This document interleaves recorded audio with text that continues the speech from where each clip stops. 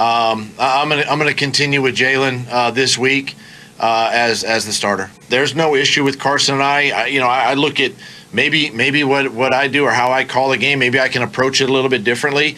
Moving forward that way. Listen, teams have a lot of film on your starter. They have ways to prepare for your starter, and they can take away certain things, and we've got to be able to compensate for that. But there's been no issue between us. So if you're watching SportsCenter yesterday and you saw this wouldn't qualify as breaking news. I think it would qualify as obvious news. So, Jay, why did Doug Pederson essentially have to even go out there a second time? Why do you think, after hearing both of those comments, he just couldn't have saved us all the trouble and just said it Monday morning, since we all knew it was a fait accompli? We all knew it was going to be Jalen because he had to Hurts. watch the tape, Zubin. He had to watch the tape to make the ultimate decision about how Jalen Hurts played. Look, we all knew it was obvious, and I know Key's going to sit up here and say the coaches doesn't have to give you anything. He doesn't need to say anything. Then why did he give us something 3 hours after he just said he didn't make a decision? Like, if you're going to say it's due to scheming, then why not wait until Wednesday or Thursday to make those comments? It's my only thing about saying it feels like Doug Pederson, and he said it during that, because I listened to the entire transcript. He said, I was thinking of Carson.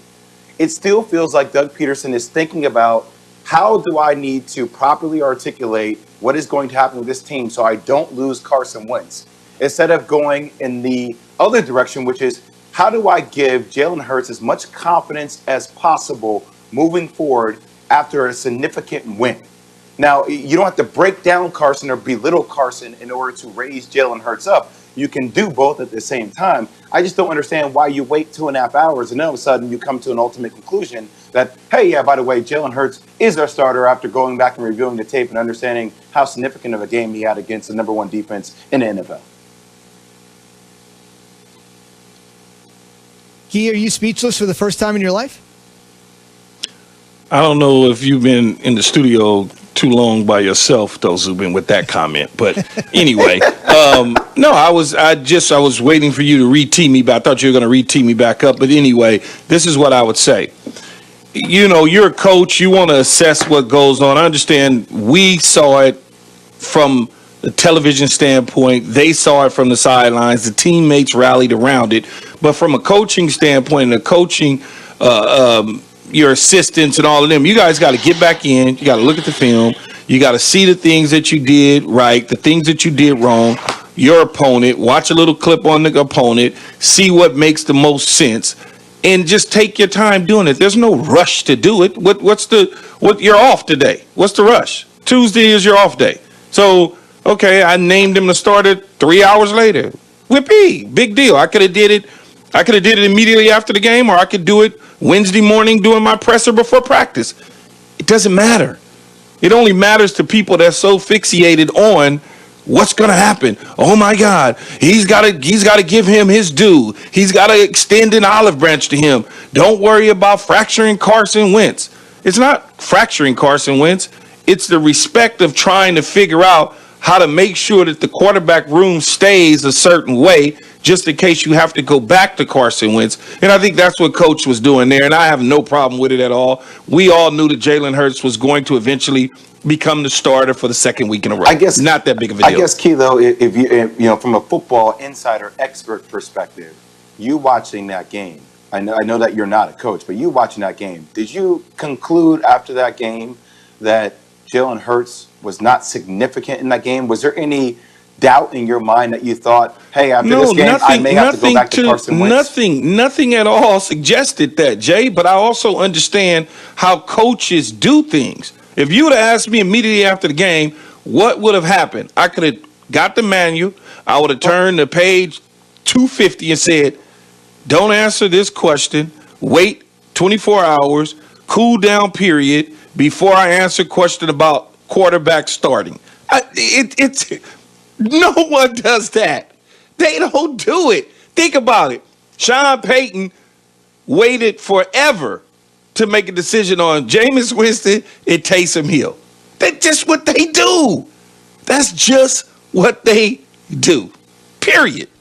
I don't know. I never heard Sean Payton talk about after Taysom Hill won a game saying, hey, well, Still question about Jameis Winston. Will he play? Like it didn't go back and forth. All I'm saying, it feels like this is one of those scenarios where if you're Jalen Hurts, that question wasn't raised to Sean after Taysom Hill's first victory. No one came at him and said, "Is it Jameis Winston?" Because Jameis Winston is not making $130 million and $107 million of guaranteed money.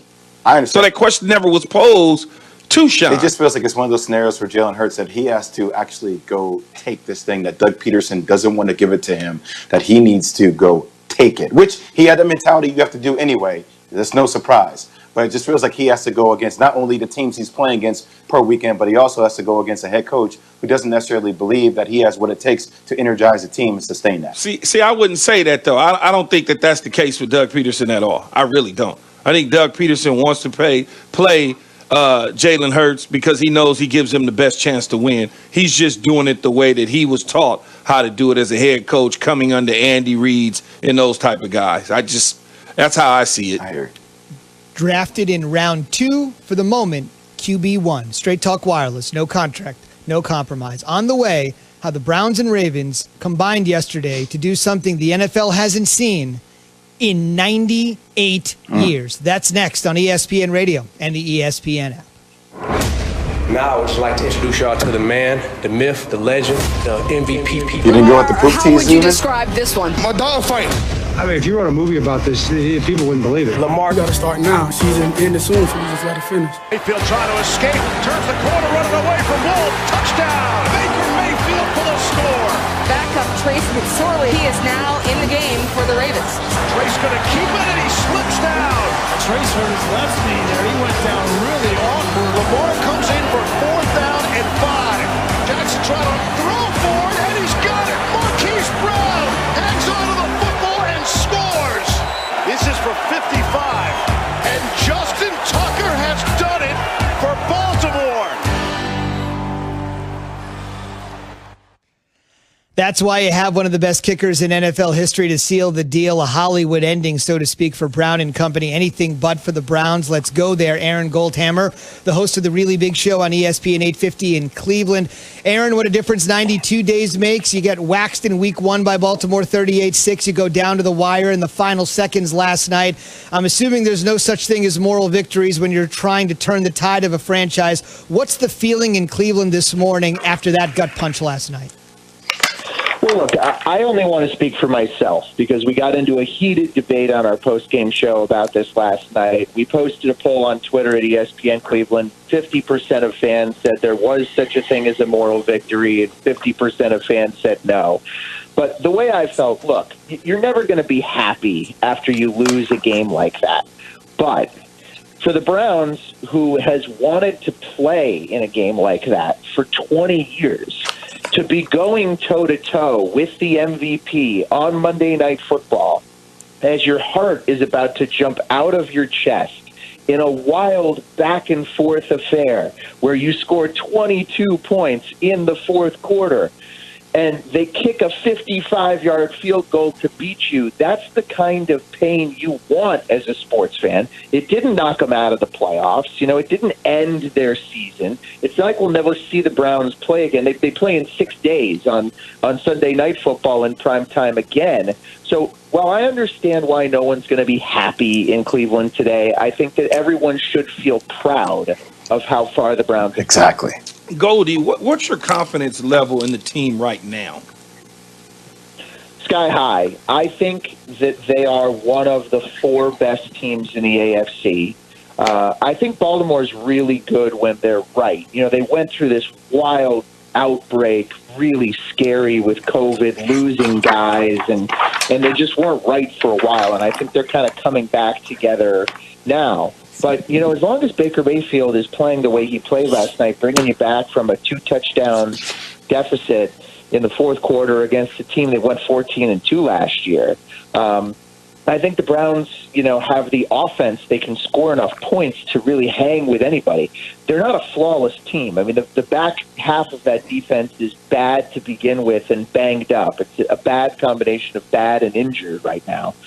So they've got some holes and they've got some things in the offseason that they need to fix. I don't think they're a Super Bowl contender, but I think they're a team that could win a playoff game or two. Aaron Goldhammer, host of the Really Big Show on ESPN 850 Cleveland, is joining us on Keyshawn, J. Will, and Zubin this morning.